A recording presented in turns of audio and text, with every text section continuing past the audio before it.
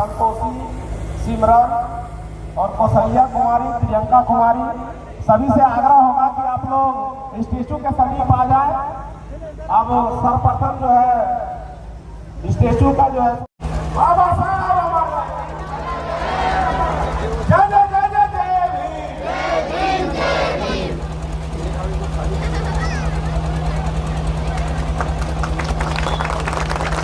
बाबा साहब हमारा, बाबा साहब हमारा,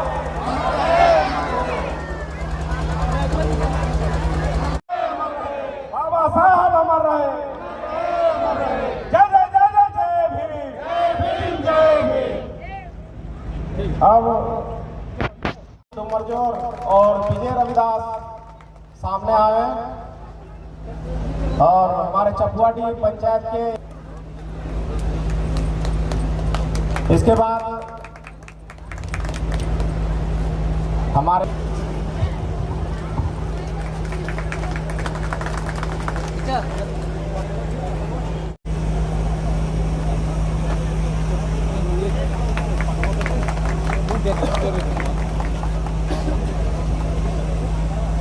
अधिकार पाने के लिए संघर्ष भी कर रहे हैं और संगठित रह करके ही हम हक अधिकार पाने के लिए संगठित रह करके ही संघर्ष कर सकते हैं।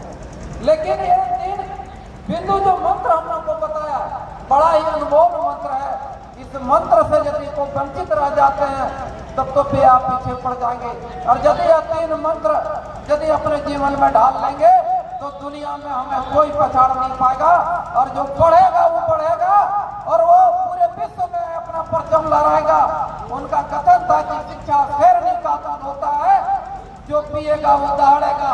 तो आपको मैं बता देना चाहता हूँ, शिक्षित मानव जो होता है राजा राजभर में ही पूजे जाते हैं, लेकिन विद्वान की पूजा सर्वत्र होती है, पूरा विश्व में होती है। इसलिए मैं अपने समाज के लोगों से, उपस्थित लोगों से मैं कहना चाहता हूँ कि नशाबाजी जो हमारे चिथड़े, दलित, बैकवर्ड, आदिवासी, दलित समाज में हम लोगों के लिए ही इतने दारू की दुकान खोली गई है। हम लोगों के लिए ही ये गांजा है, भांग खोदते गए तो मैंने आविष्कार हुआ है और हमें इसको तिलांजलि देनी है। यदि हम नशा से मुक्त हो जाते हैं और शिक्षा ग्रहण करने में अपना भूमिका निभाते हैं और हम अपने वर्ग में संगठित रहते हैं और कोई भी अधिकार और हक पाने के लिए संघर्ष करते हैं तो दुनिया का कोई माई का लाल नहीं है। जो दर्द आज हम लोग को नहीं मिल रहा है तो हम लोग सभी को इनको नमन करना चाहिए। इनको जब तक सूरज चांद रहेगा तब तक इनका नाम अमर रहेगा। और बाबा भीमराव अम्बेडकर बोले थे कि जो कुछ करेगा, जो लिखेगा, जो देश में कुछ करे वो मर के भी अमर रहेगा। आज हमारे बीच बाबा भीमराव अम्बेडकर नहीं है, लेकिन जब तक सूरज चांद रहेगा हम लोग इनका नाम लेते रहेंगे, क्योंकि इन्होंने ऐसा व्यक्ति है जो हमारे देश को कानून बनाए हैं और इतने अच्छे बनाए हैं कि यहाँ से लोग दूसरे देश में इनका कॉपी करते हैं। धन्यवाद। मंच का संचालन कर रहे हैं हमारे छोटे भाई अमर जी। इस मंच पर गरिमामय उपस्थिति भाई जयप्रकाश जी, बेंगाबाद की प्रमुख मैडम, हमारे संगठन के अगुआ साथी, समाज के प्रबुद्ध लोग और बाबा साहब की जयंती पर प्रतिमा अनावरण कार्यक्रम में मेरे सामने बैठी हमारी सबसे बड़ी पूंजी हमारी माताएं, बहनें और बाबा साहब के विचारों को अपने जीवन में हृदय में स्थान देने वाले वो तमाम लोग जो आज इस जयंती के मौके पर इस कार्यक्रम में उपस्थित हैं। अक्सर हम लोग चर्चा करते हैं, पूर्व वक्ताओं की बातों को भी हम लोगों ने सुना कि 14 अप्रैल को रस्मी तौर पर बाबा साहब की जयंती मना लेना, बाबा साहब के विचारों को आत्मसात करना, ये दोनों एक सिक्के के अलग अलग पहलू हैं। मेरा भी यह स्पष्ट मानना है कि सिर्फ एक दिन बाबा साहब को याद करके बाबा साहब के कर्तव्यों, बाबा साहब के कृत्यों और बाबा साहब ने जो कुछ किया है उसको आप जिंदा और जीवित नहीं रख सकते हैं। 14 अप्रैल वह दिन होना चाहिए जिस दिन आप संकल्पित हो इस बात के लिए कि पूरे वर्ष भर आप बाबा साहब के संकल्पों और बाबा साहब के विचारों को बड़ी गंभीरता से अपने जीवन में उतारेंगे, अपने समाज में उतारेंगे। और तमाम बातें बाबा साहब की कही बातों में ही छिपी हैं। बाबा साहब अगर यह कहते थे कि शिक्षा शेरनी का दूध है, तो उनका तात्पर्य यह था कि जब बहुजन समाज के लोग पढ़ेंगे तब जाकर वह इस बात को समझेंगे कि उनके हक अधिकारों का अगर हनन हो रहा है तो उसको कैसे छीन कर हासिल किया जाना चाहिए। बाबा साहब यह कहते थे तो उनका तात्पर्य इस बात से नहीं था कि इतिहास को, दर्शन को और विचारों को मोबाइल के व्हाट्सएप यूनिवर्सिटी से पढ़ा जाए।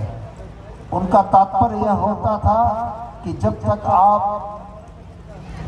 पुस्तकों को नहीं पढ़ेंगे, अम्बेडकरवादी साहित्य को नहीं पढ़ेंगे, तब तक आप बाबा साहब के विचारों को सही ढंग से समझ नहीं सकेंगे। और हाल के दौर में जब भारत के संविधान को, जिसको बाबा साहब ने बनाया था, सबसे ज़्यादा अगर हमले हो रहे हैं तो इस संविधान को बचाए रखने की जवाबदेही आज इस वर्तमान पीढ़ी पर है। और वो वर्तमान पीढ़ी अगर किताबों में बाबा साहब को नहीं खोजेगी, मूर्तियों में खोजेगी, तो मुझको लगता है कि बाबा साहब के सपनों का भारत नहीं बन सकता है। मैं यहाँ के आयोजन समिति के साथियों को यह कहना चाहूँगा कि आपने बाबा साहब की प्रतिमा तो बहुत सुंदर और बड़ी भव्य स्थापित की, आपको पहल इस बात की करनी चाहिए कि बाबा साहब के नाम पर एक लाइब्रेरी की भी स्थापना हो, स्थल का चयन करें। लाइब्रेरी की स्थापना का जो सहयोग होगा वो सहयोग हम लोग करना चाहेंगे।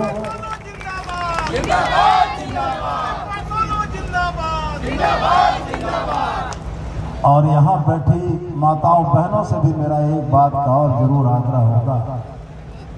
किसी विद्वान ने यह कहा था कि बेटा पढ़ाइएगा तो एक पढ़ेगा, बेटी पढ़ाइएगा तो परिवार पढ़ेगा। बेटों को पढ़ाना भी जरूरी है, लेकिन बेटियों को छोड़ना नहीं है।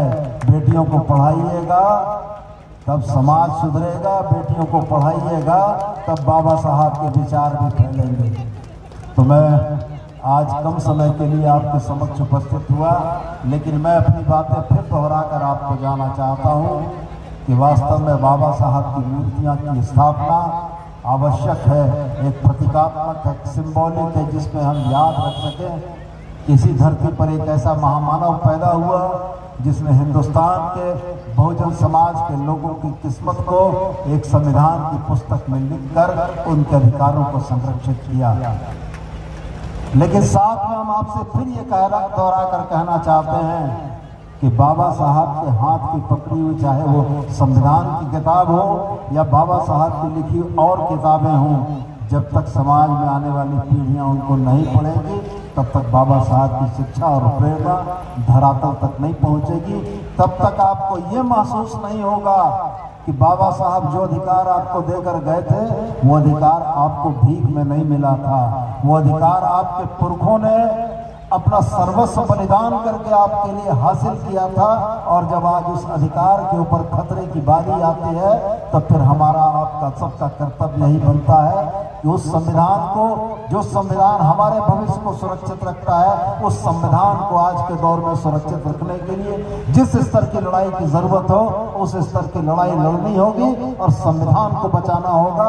तभी हम बचेंगे और हमारी आने वाली पीढ़ियां बचेंगी। इतनी ही बातें और न ज़्यादा कहते हुए फिर मैं अपनी बातों को समाप्त करना चाहूँगा और दोहरा कर कहूँगा कि मूर्ति की स्थापना तो हो गई, बाबा साहब की भव्य मूर्ति सबको प्रेरणा तो जरूर देगी। अब अगले चरण में पुस्तकालय की स्थापना की दिशा में काम कीजिए और वो पुस्तकालय जिस दिन बनेगा तब जाकर बाबा साहब की शिक्षा आप लोगों तक पहुंचा सकेंगे। मेरा बस आपसे यही आग्रह होगा। इस कार्यक्रम में आमंत्रित करने के लिए आप सभी को बहुत धन्यवाद। आपके बीच आकर मुझको अच्छा लगा। जय हिंद, जय झारखंड, जय भीम। जिंदाबाद जिंदाबाद जिंदाबाद यहाँ की कानून व्यवस्था कैसी होगी? एक महत्वपूर्ण ड्राफ्ट तैयार करना था, भारत का संविधान तैयार करना था और 7 लोगों में से 6 लोगों ने भी अपना कोई न कोई बहाना बना करके भीमराव अम्बेडकर जी को कहा कि आप संविधान को लिखिए और डॉक्टर भीमराव अम्बेडकर जी ने कहा कि मैं हार नहीं मानने वाला हूँ, मैं पीछे मुड़ने वाला नहीं हूँ।